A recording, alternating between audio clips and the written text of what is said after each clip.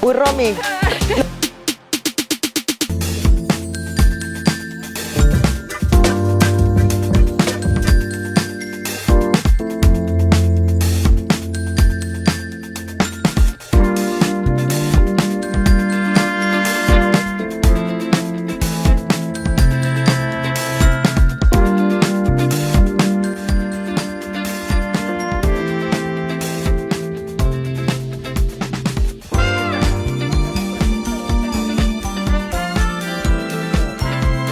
Porque es un país que tiene toda la biodiversidad. Desierto, tenemos montaña, tenemos el océano Pacífico, que es una locura, tenemos la Antártica, los glaciares, que yo la verdad no había tenido conciencia de eso hasta que me fui de Chile.